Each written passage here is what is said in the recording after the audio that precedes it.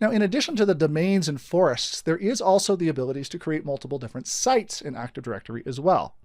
And it is perhaps the sites that are the least paid attention to in today's modern world, in part because it's easy to forget about them, and also because the organic, constantly growing, constantly changing behaviors of our business sometimes means that the geographic sites that make up our company may not necessarily directly map to the Active Directory sites that we've configured logically. Now, let's assume again that we have this domain company.pri, and we're going to deal with a single forest, single domain in this example. In this example, I may have 3 different geographic sites that my domain extends into: Denver, Las Vegas, and Phoenix. These 3 different geographic sites are just 3 places where people are working. Maybe I have an office in Denver, and an office in Las Vegas, and an office in Phoenix. Now, these 3 sites correspond with 3 areas of high network connectivity that happen to be interconnected by probably less powerful network lines, right? You're not going to have 10 megabit or gigabit connections between these different locations, or maybe you will, but the definition of a site is a location of high network connectivity that may connect up to other locations that are similarly configured. Now, in this configuration, the Denver, Las Vegas, and Phoenix site, these 3 sites are defined by the subnet that has been configured on each site. And this is something that your network team would have done before the implementation of Active Directory and the sites and services and so on.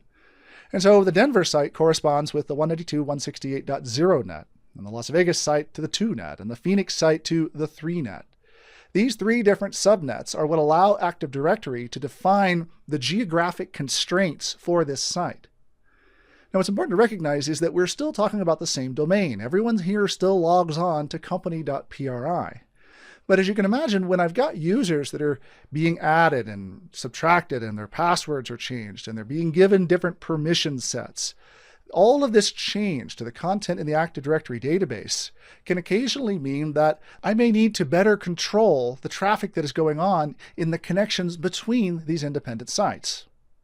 So for example, if I make a change to a user in Denver, maybe I want to slow down the propagation of that change to Las Vegas and Phoenix, because doing so will consume that precious network bandwidth.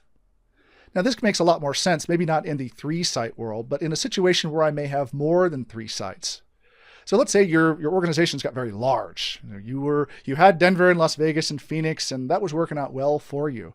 But then suddenly you start buying additional sites. So you open an office in San Francisco, and then you open another office in Chicago, and there another office in Boston, and another one in Miami.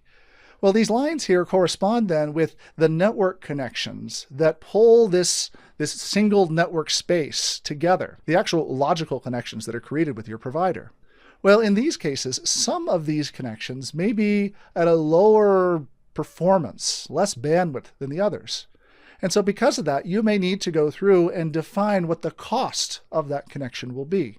Without getting too much into the details of how we configure these, for connections with a higher cost, you may want to throttle down how much Active Directory content is being replicated so you don't end up using all the bandwidth so that people have no abilities to use it for other things. Now, I don't want to get too much into detail here in terms of how you make these configurations. Again, more of this happens in the 4.12 content, but just recognize that the Sites and Services, Active Directory Sites and Services console, is the place where much of this ends up being configured. And it has everything to do with how your Active Directory domain is broken up by geographic location.